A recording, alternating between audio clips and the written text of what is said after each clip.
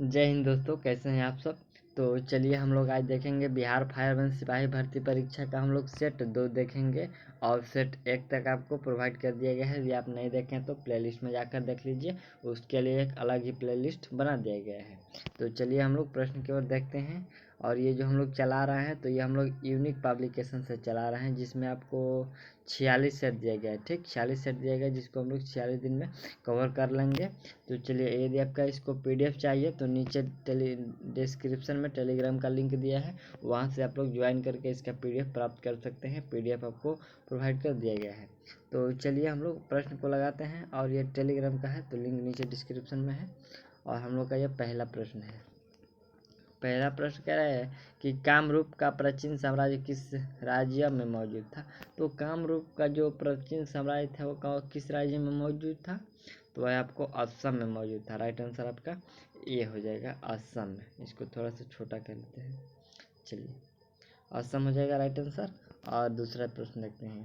प्रश्न है कि चंद्रशेखर सीमा किस पर लागू होती है। तो ये चंद्रशेखर सीमा है, ये किस पर लागू होती है, तो यह सीमा आपको सितारों पर लागू होती है। किस पर लागू होती है, ये सितारों पर सीमा लागू होती है। चलिए, दूसरा प्रश्न क्या कह रहा है, तीसरा प्रश्न कह रहा है कि सूरज की रोशनी को उसके संघटक रंगों में कौन विभाजित कर सकता है। तो सूरज की रोशनी को उसके संघटक रंगों में कौन विभाजित कर सकता है, तो वह विभाजित कर सकता है वर्ण विक्षेपण। कौन कर सकता है, वह वर्ण विक्षेपण कर सकता है। और इसका सही देखने का उदाहरण है प्रिज्म से वर्ण विक्षेपण होता है 7 रंगों में। चलिए, अगला प्रश्न देखते हैं। अगला प्रश्न है कि भीम बेटिका की गुफाएं कितने साल पुरानी मानी जाती है।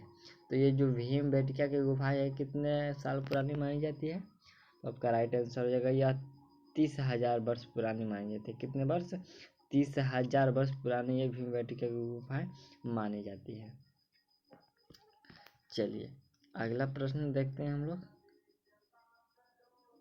अगला प्रश्न क्या कह रहा है, प्रश्न 5वें नंबर का है कि रडार किससे व्युत्पन्न है। ठीक, रडार किससे व्युत्पन्न है, तो आपका राइट आंसर हो जाएगा, तो यह आपको जो व्युत्पन्न है रडार, यह रेडियो डिटेक्शन एंड रेंजिंग से।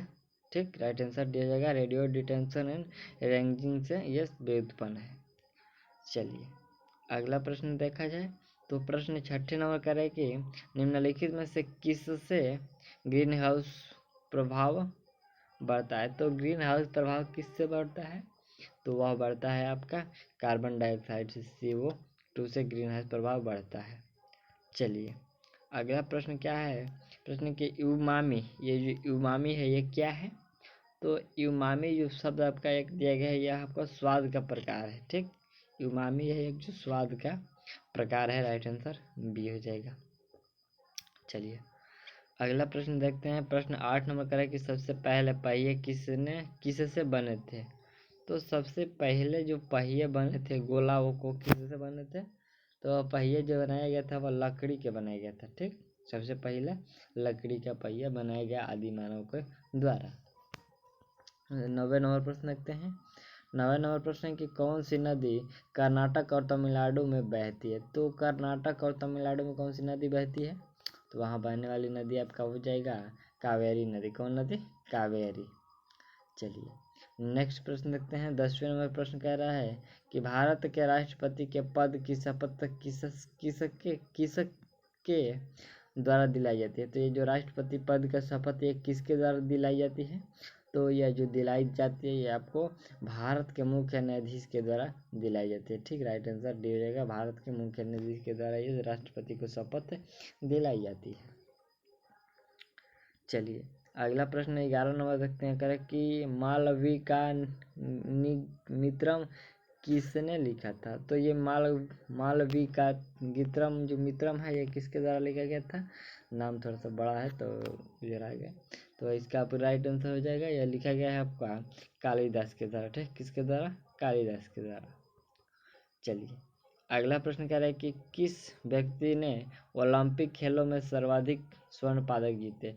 तो किस व्यक्ति ने ओलंपिक खेलों में सबसे अधिक स्वर्ण पदक जीता था, तो वह स्वर्ण पदक जीता गया था, बिल्कुल यह जीता गया था माइकल फेल्प्स के द्वारा। किसके द्वारा, माइकल फेल्प्स के द्वारा जीता गया सबसे अधिक स्वर्ण पदक। चलिए अगला प्रश्न देखते हैं। तो यार ये माइकल फेल्प्स जो ये अमेरिका के रहने वाले हैं। चलिए 13 नंबर प्रश्न क्या कह रहा है कि उच्चतम न्यायालय के न्यायाधीशों की सेवानिवृत्त की उम्र क्या है। तो जो ये उच्चतम न्यायालय के न्यायाधीशों की सेवानिवृत्त का जो उम्र है वह आपका उम्र सीमा है आपका 65 साल। कितना? 65 साल। राइट आंसर सी हो जाएगा। चलिए अगला प्रश्न देखते हैं। तो 14 नंबर प्रश्न देखते हैं।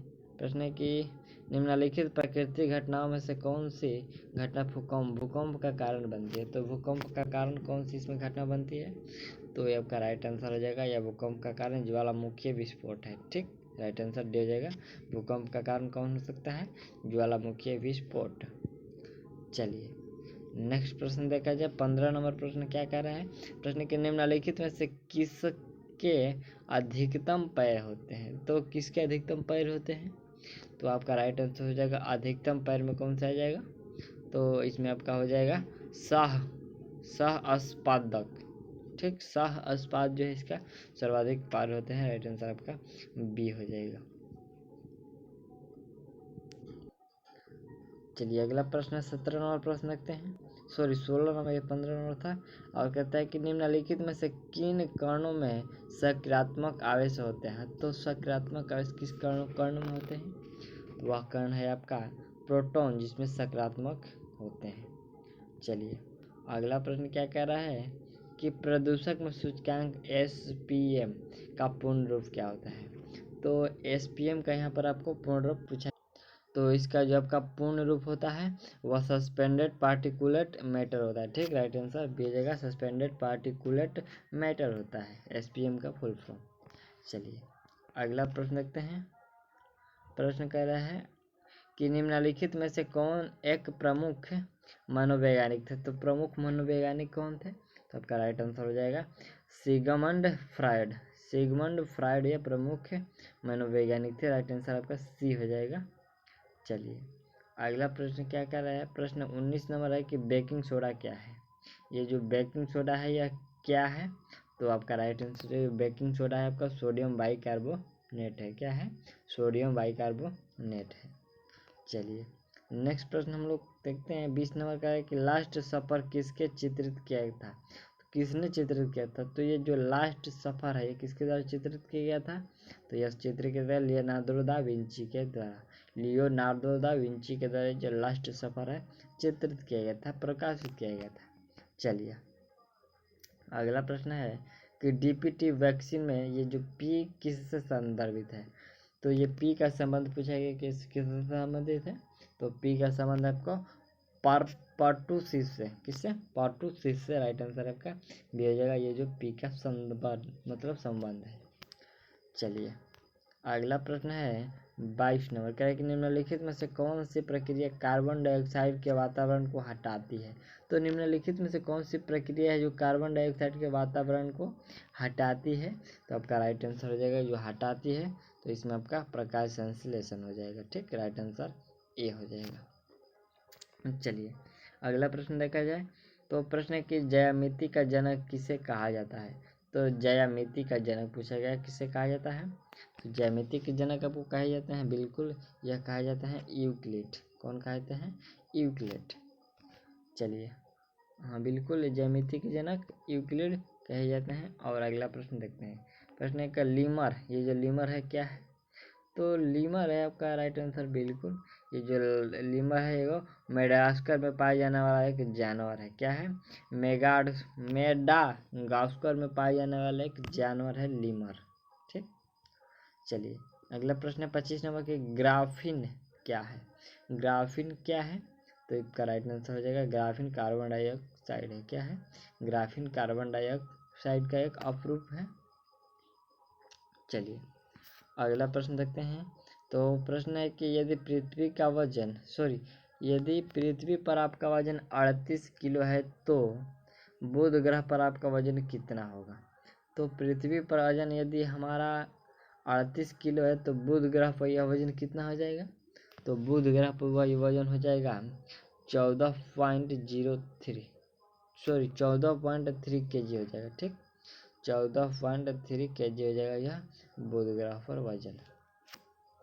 चलिए अगला प्रश्न देखते हैं। तो अगला प्रश्न है कि जीका वायरस किसके द्वारा मनुष्य में संचरित होता है। तो ये जो जीका वायरस एक है, ठीक, ये किसके द्वारा मनुष्य में संचरित होता है। तो यह जो मनुष्यों में संचरित होता है मच्छरों के द्वारा। किसके द्वारा, मच्छरों के द्वारा संचरित होता है। चलिए अगला प्रश्न है 28 नंबर की निम्नलिखित भाषाओं में से कौन सी भाषा चित्राक्षरों का उपयोग कराती है। तो चित्राक्षरों का उपयोग कौन सी भाषा करवाती है। तो आपका राइट आंसर हो जाएगा जापानी भाषा। कौन सी भाषा हो जाएगी, जापानी। राइट आंसर ये हो जाएगा। चलिए अगला प्रश्न कह रहा है कि वार्नियर की दीवार को किस वर्ष ध्वस्त किया गया था। तो बर्लिन का जो दीवार है वह कब ध्वस्त किया गया था। तो का राइट आंसर हो जाएगा यह ध्वस्त किया गया था 1989 में। कब ध्वस्त किया गया था, 1989 में। राइट आंसर बी हो जाएगा। चलिए अगला प्रश्न है कि स्वेज नहर भूमध्य सागर को किस सागर से जोड़ती है। तो ये स्वेज नहर भूमध्य सागर को, ठीक, स्वेज नहर भूमध्य सागर को किस सागर से जोड़ती है। तो यहाँ पर आपका कौन सा सागर हो जाएगा, तो वह सागर हो जाएगा लाल सागर। स्वेज नहर भूमध्य सागर को लाल सागर से जोड़ती है। चलिए अगला प्रश्न है 31 कह रहा है कि 2012 के ग्रीष्मकालीन ओलंपिक भारत ने कितने पदक जीते थे। तो 2012 में जो ग्रीष्मकालीन ओलंपिक हुआ था उसमें भारत कितने पदक जीते थे। तो उसमें जो जीता गया था 6 पदक जीता गया था। राइट आंसर सी हो जाएगा 6 पदक। चलिए नेक्स्ट प्रश्न देखते हैं। और प्रश्न है 32 नंबर का निम्नलिखित में से प्राचीन संस्कृत शब्दकोश कौन सा है। तो प्राचीन संस्कृत शब्दकोश, इसमें आपका राइट आंसर हो जाएगा अमरकोश है। कौन सा है, अमरकोश है। राइट आंसर सी हो जाएगा। चलिए अगला प्रश्न है कि यहाँ पर रिक्त स्थान दिया गया और कह रहा है कि प्रकंद का एक उदाहरण है। तो प्रकंद का कौन सा उदाहरण हो जाएगा। तो इसमें जो अदरक आपका है यह प्रकंद का उदाहरण है। ठीक, राइट आंसर डी हो जाएगा। चलिए नेक्स्ट प्रश्न है 34 नंबर का, टमाटर क्या है। तो टमाटर क्या है, सब्जी है, फल है, फली है, खाद्य तना है। तो ये जो टमाटर आ जाएगा आपका फल है। क्या हो जाएगा, टमाटर फल है। चलिए अगला प्रश्न है कि भारत में पश्चिमी शिक्षा और अंग्रेजी भाषा शुरू करने की वकालत किसने की थी। तो ये भारत में पश्चिमी शिक्षा और अंग्रेजी भाषा शुरू करने की वकालत किसके द्वारा किया गया था। तो यह वकालत किया गया था राजा राम मोहन राय के द्वारा। ठीक, इसके राजा राम मोहन के द्वारा। राइट आंसर बी हो जाएगा। और अगला प्रश्न देखते हैं। प्रश्न क्या कर रहा है, प्रश्न 36 नंबर कह रहा है कि भारत में राष्ट्रीय सुरक्षा दिवस कब मनाया जाता है। तो भारत में राष्ट्रीय सुरक्षा दिवस ये कब मनाया जाता है। सॉरी राष्ट्रीय सुरक्षा नहीं है, भारत में राष्ट्रीय सुशासन दिवस है। ये क्या है, सुशासन दिवस कब मनाया जाता है। तो आपका राइट आंसर है 25 दिसंबर को सुशासन दिवस मनाया जाता है। ठीक, हमें लगा कि ये सुरक्षा है। चलिए कोई बात नहीं। अगला प्रश्न देखते हैं। प्रश्न है कि ओटीसी दवा क्रोसिन एक दवा है। तो ये जो ओटीसी दवा क्रोसिन एक किसकी दवा है, दर्दनाशक, ज्वारनाशक या दर्दनाशक जीवाणुनाशक दोनों, या रोगाणुरोधक। तो यह जो दवा है आपका यह दर्द और ज्वारनाशक, दर्द और बुखार नाशक दवा है। राइट आंसर आपका सी हो जाएगा यहाँ पर।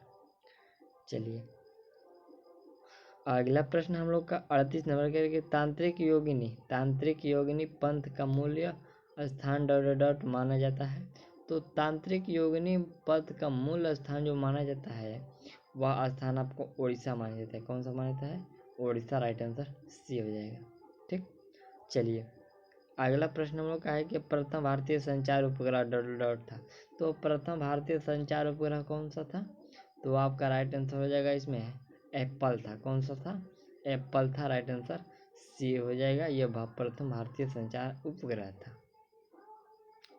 चलिए अगला प्रश्न देखा जाए तो प्रश्न है कि यूएनओ का मुख्यालय में स्थित है। तो ये यूएनओ का मुख्यालय कहाँ पर स्थित है। तो बिल्कुल सही है, यूएनओ का मुख्यालय जो है आपका न्यूयॉर्क में है। ठीक, राइट आंसर ए हो जाएगा। राइट आंसर आपका ए हो जाएगा। और अगला प्रश्न देखा जाए। प्रश्न है कि अब 5 और 10 रुपए का सिक्का किससे बना।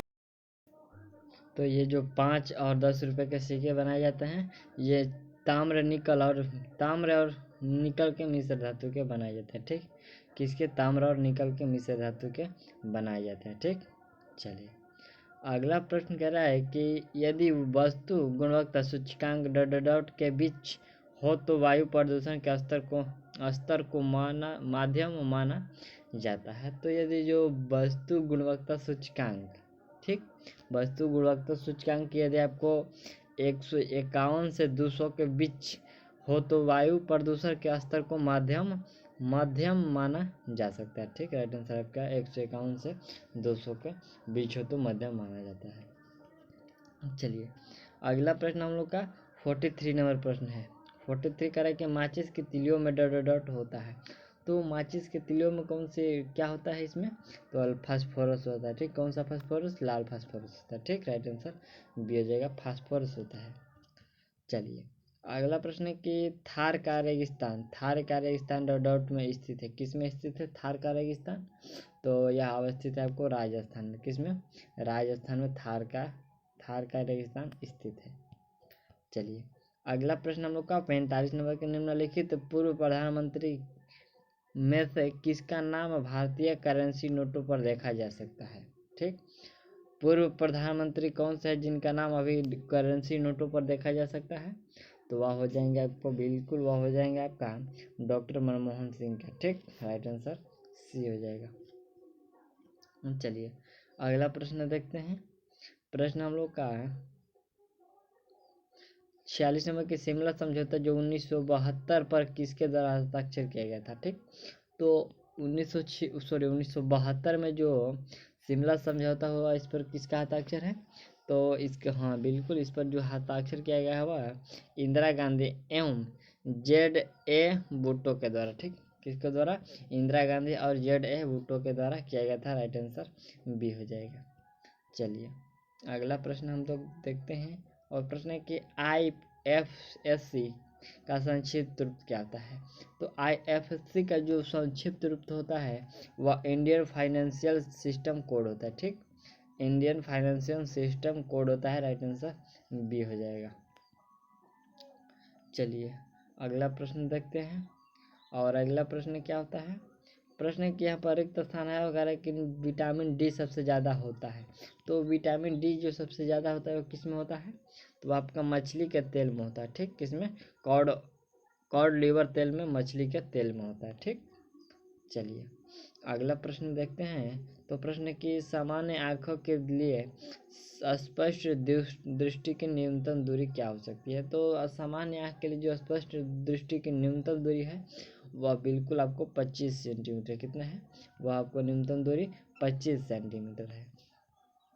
चलिए अगला प्रश्न है कि ऑन्कोलॉजी, ये जो ऑन्कोलॉजी किस बीमारी का उपचार से जुड़ा हुआ है? तो ऑन्कोलॉजी ये जुड़ा हुआ है, बिल्कुल यह जुड़ा हुआ है आपका ऑन्कोलॉजी कैंसर से। किससे? ऑन्कोलॉजी कैंसर से जुड़ा हुआ है। चलिए अगला प्रश्न देखते हैं।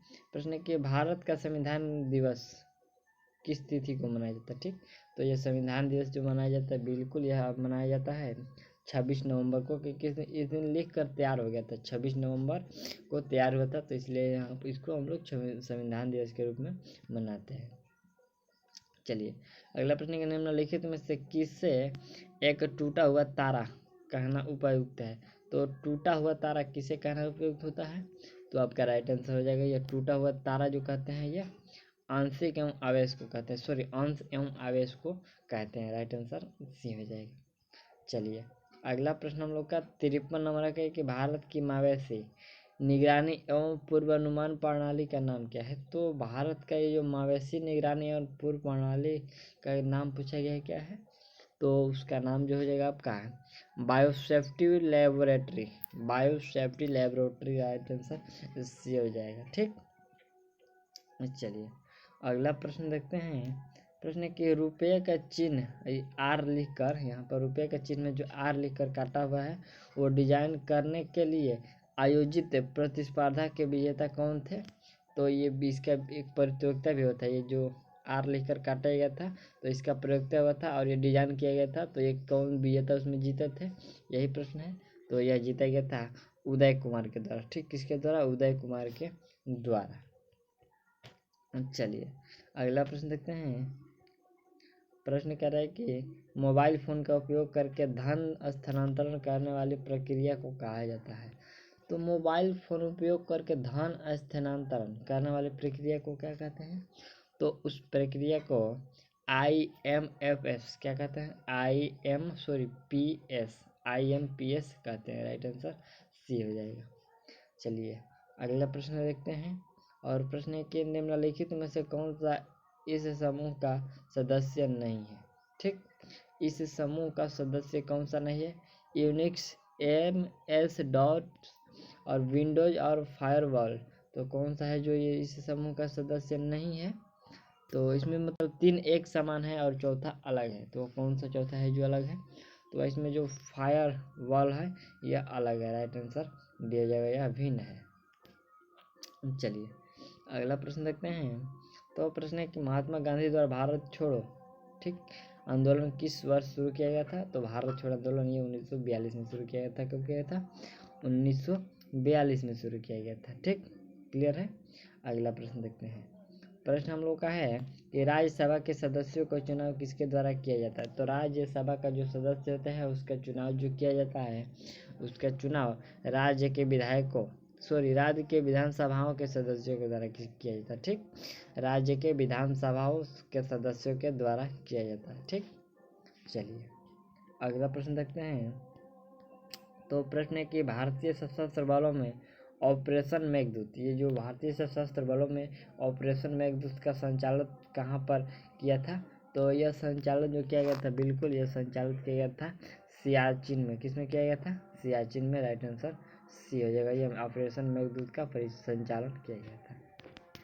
चलिए अगला प्रश्न हम लोग का 60 नंबर का है कि दबाव को डॉट में नापा जाता है या मापा जाता है, तो दबाव किससे मापते हैं, तो यह मापते हैं आपका बल एवं क्षेत्रफल में। किसमें, बल एवं क्षेत्रफल में। अगला प्रश्न है कि बायोस का क्या अर्थ है, तो बायोस का जो अर्थ पूछा गया है तो यह क्या हो जाएगा, फुल फॉर्म पूछा गया, ठीक, इसका मत समझे कि ये बायोस का जो पूछा गया फुल फॉर्म ही पूछा गया है। तो वह हो जाएगा सिस्टम हार्डवेयर एवं पुर्जों को आरम्भ करना, ठीक, इसका अर्थ है कि सिस्टम हार्डवेयर के पुर्जों को प्रारंभ करना, ये बायोस का अर्थ होता है। राइट आंसर ए हो जाएगा। चलिए अगला प्रश्न है कि IP एड्रेस का अभिप्राय क्या है, तो IP एड्रेस का अभिप्राय क्या होता है, तो इसका जो अभिप्राय होता है वह होता है एक संख्यात्मक नेटवर्क लेवल का, ठीक, एक संख्यात्मक नेटवर्क लेवल का अभिप्राय होता है। राइट आंसर ये हो जाएगा। चलिए अगला प्रश्न हम लोग का यह रहा 63 नंबर का है कि डॉट की उपस्थिति के कारण हमें यह महसूस होता है कि जिससे हम LPG सिलेंडर लीक होने का पता चलता है। तो देखिए यह प्रश्न है कि एक जो LPG गैस सिलेंडर जब लीक होता है तो हमारे नाक तक को गंध पहुंच जाता है, तो वह किसके कारण पहुंचता है, तो वह जो पहुंचता है वह उसमें एक मतलब केमिकल का ही है या कुछ पदार्थ का ही है, उसमें मिलाया जाता है, तो उसी पदार्थ का नाम बताना है। तो वह पदार्थ हो जाएगा आपका सल्फर यौगिक, ठीक, सल्फर यौगिक मिलाया जाता है। राइट आंसर सी हो जाएगा। चलिए अगला इसका एक और नाम है एथिल मार्क कैप्टन भी कहते हैं उसको, एथिल मार्क कैप्टन भी कहते हैं, जो मिलाया जाता है LPG में, ठीक, और यहाँ पर सल्फर यौगिक होगा। Right answer. तो चलिए अगला प्रश्न है कि भारतीय स्वतंत्रता संग्राम के दौरान समाचार पत्र यंग इंडिया को किसके द्वारा प्रकाशित किया गया था, तो यंग इंडिया का जो प्रकाशन किया गया था वह किया गया था आपका महात्मा गांधी जी के द्वारा, ठीक, यंग इंडिया का प्रकाशन महात्मा गांधी के द्वारा किया गया था। चलिए अगला प्रश्न है कि ब्लॉटिंग पेपर द्वारा स्याही सोखने का कारण है, तो ब्लॉटिंग पेपर के द्वारा जो स्याही सोखने का कारण है उसका जो मुख्य कारण है आपका कैपिलरी प्रक्रिया। कौन सी, कैपिलरी प्रक्रिया के दौरान ये स्याही सोख लेता है। राइट आंसर आपका सी हो जाएगा। चलिए अगला प्रश्न हम लोग का है कि स्वच्छ भारत मिशन किस लिए है, तो ये जो स्वच्छ भारत मिशन है किस लिए है, तो भारत को स्वच्छ एवं स्वस्थ बनाने के लिए, ठीक, भारत को स्वच्छ और ये स्वस्थ बनाने के लिए है। राइट आंसर सी हो जाएगा। और अगला प्रश्न हम लोग का 67 नंबर है, कह रहे कि सूर्य को देखने के लिए किस यंत्र का प्रयोग किया जाता है, तो सूर्य को देखने के लिए किस यंत्र का प्रयोग किया जाता है, तो हेलियोस्कोपी का प्रयोग किया जाता है। यह एक यंत्र है, इसी का प्रयोग सूर्य को देखने के लिए किया जाता है। चलिए अगला प्रश्न हम लोग का है कि निम्नलिखित में से कौन दूध के खट्टे होने का प्रेरित करता है। तो दूध के खट्टे होने का प्रेरित करता है आपका लैक्टिक एसिड। कौन सा acid? Lactic acid. Right answer आपका डी हो जाएगा। इसी कारण दूध खट्टा हो जाता है। चलिए अगला प्रश्न है कि किस फूल ना लगने वाले और बीजाणु धारक पौधों की जड़ें होती है। तो किस फूल ना लगने वाले बीजाणु धारक पौधों की जड़ें होती है? तो ये जो जड़ें होती है आपका फर्न्स होती है। कौन सी होती है? जड़ें फर्न्स होती है। चलिए अगला प्रश्न देखते हैं 17 नंबर प्रश्न के निम्नलिखित में से कौन सा तिलचट्टे का उत्सर्जन अंग है। तो तिलचट्टा का जो उत्सर्जन अंग होता है वो कौन सा होता है। तो आपका राइट आंसर हो जाएगा इसका जो उत्सर्जन अंग तिलचट्टे में होता है वह मल्फिजियन, ठीक, मल्फिजियन ट्यूबुल्स होता है, ठीक। राइट आंसर आपका यह हो जाएगा। चलिए नेक्स्ट प्रश्न हम लोग देखते हैं। तो अगला प्रश्न हम लोग का देखिए, अगला प्रश्न ये मैथ से है। तो हम लोग इसमें आपका इस वीडियो में मैथ और इंग्लिश स्किप कर दे रहे हैं, ठीक। मैथ और इंग्लिश को स्किप कर देना है, उसके लिए एक अलग ही वीडियो आपका आ जाएगा। तो चलिए हम लोग अगला प्रश्न हम लोग का हिंदी से होगा। तो हिंदी का प्रश्न हम लोग देखते हैं, ठीक। इसमें 10 मैथ और 10 अंग्रेजी से प्रश्न है, तो हम लोग इसको स्किप करते हैं। और हिंदी का प्रश्न क्या कह रहा है, यहाँ से आपका हिंदी का प्रश्न, ठीक। प्रश्न है कि रिक्त स्थानों को भरने के लिए उपयुक्त शब्द का चयन करना है, ठीक। तो इस लड़की की लंबाई ... है, ठीक। इस लड़की की लंबाई क्या हो सकती है? लंबी हो सकती है, पतली हो सकती है, अधिक हो सकती है या चौड़ी हो सकती है। तो इस लड़की का जो लंबाई है वह अधिक हो सकता है। क्या हो सकता है? अधिक हो सकता है। राइट आंसर आपका सी हो जाएगा। चलिए अगला प्रश्न है कि दिए गए शब्द का विलोम शब्द चुनना है। गुप्त का विलोम क्या हो सकता है? तो गुप्त का जो विलोम हो सकता है आपका प्रकट हो सकता है, ठीक। गुप्त का विलोम प्रकट हो सकता है। चलिए अगला प्रश्न हम लोग का है कि रिक्त स्थानों को भरने के लिए उपयुक्त शब्द का चयन करें। तो रिक्त स्थानों को भरने के लिए उपयुक्त शब्द का चयन करना है। तो पेड़ में पानी डालो वह सूख जाएगा। तो ये अब हो जाएगा, यहाँ पर जो क्या हो सकता है? लेकिन हो सकता है, अन्यथा हो सकता है, या फिर किंतु, या फिर परंतु। तो जो यहाँ पर रिक्त स्थान में होगा कि पेड़ में पानी डालो अन्यथा वह सूख जाएगा, ठीक। अन्यथा राइट आंसर बिल्कुल सही है। चलिए अगला प्रश्न है कि दिए गए वाक्य का वह भाग ज्ञात करें जिसमें से कोई त्रुटि है, ठीक। तो परोपकार करने में मनुष्य का मन में शांति का अनुभव होता है। तो परोपकार करने से, ये जो परोपकार करने से मनुष्य का मन में शांति का अनुभव होता है। तो इसमें एक त्रुटि दिया गया, कौन सा त्रुटि है? मनुष्य का मन में, या फिर परोपकार करने से, या फिर होता है, या फिर शांति का अनुभव।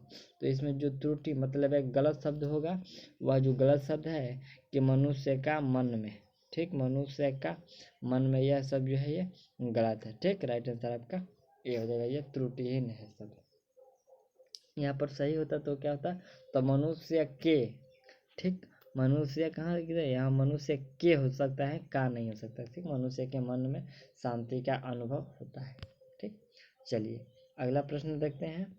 तो अगला प्रश्न हम लोग का 95 करें कि सही वर्तनी वाले शब्द का चयन करना है, ठीक। सही वर्तनी वाले शब्द को चयन करना है। आयुष्मान मतलब कहने में तो सब एक जैसे है, मतलब शब्द में, लेकिन इसका जो प्रोनाउंसिएशन है, लिखावट है, वो गलत है। तो आयुष्मान यहाँ भी है, आयुष्मान यहाँ भी है, और आयुष्मान यहाँ भी। तो कौन सा आयुष्मान सही है, ठीक। तो इसमें जो आयुष्मान सही है, ये राइट आंसर आपका सी नंबर जो है ये बिल्कुल सही है, आयुष्मान। चलिए अगला प्रश्न देखते हैं। प्रश्न के दिए गए शब्द का विलोम चुना है। तो निरामिष, ये जो निरामिष शब्द का विलोम होगा वह क्या होगा? तो निरामिष शब्द का विलोम सामिष होगा। क्या होगा? सामिष। राइट आंसर ये हो जाएगा। चलिए अगला प्रश्न हमको 97 नंबर का है कि निम्नलिखित में से उस विकल्प का चयन करें जो नमक मिर्चा लगाने मुहावरे का अर्थ व्यक्त करता है। तो नमक मिर्चा लगाने का मुहावरे का जो अर्थ व्यक्त करता है, उस व्यक्त कौन करता है? तो वह व्यक्त किया जा सकता है आपका बढ़ा चढ़ाकर कहना, ठीक। बढ़ा चढ़ाकर बोलना नमक मिर्चा लगाने का मुहावरे का सही अर्थ हो जाएगा। चलिए अगला प्रश्न हम लोग देखते हैं। 98 नंबर प्रश्न है कि दिए गए वाक्यांश के लिए एक शब्द लिखिए। तो जो वर्षा में एक बार होता है, ठीक, जो वर्ष में एक बार होता है उसके लिए एक शब्द क्या होगा? तो उसके लिए क्या होगा? दैनिक, पाक्षिक, साप्ताहिक या वार्षिक। तो उसके लिए एक शब्द हो जाएगा वार्षिक, जो वर्ष में एक बार होता है। चलिए अगला प्रश्न है कि दिए गए वाक्यांश के लिए एक शब्द दीजिए। ठीक, जो अधिक बोलता है, तो जो अधिक बोलता है उसके लिए एक शब्द क्या हो सकता है? तो उसके लिए एक शब्द वाचाल होता है। क्या होता है? वाचाल। राइट आंसर ए आपका बिल्कुल सही है। चलिए अगला प्रश्न हम लोग का 100वें नंबर प्रश्न है। 100वें नंबर प्रश्न 100 प्रश्न है इसमें। तो प्रश्न है कि रिक्त स्थान को भरने के लिए उपयुक्त शब्द का चयन करें। तो कारखानों के धुएं वातावरण को डॉट हो सक रहा है। तो कारखाने के धुएं से जो वातावरण को साफ हो रहा है, दूषित होता रहा है, गंदी हो रहा है, स्वच्छ हो रहा है, तो ये वातावरण आपका क्या हो रहा है? दूषित होता है। ठीक, राइट आंसर आपका बी हो जाएगा, दूषित हो रहा है। तो ये हम लोग का 100 प्रश्नों कंप्लीट कर लिए।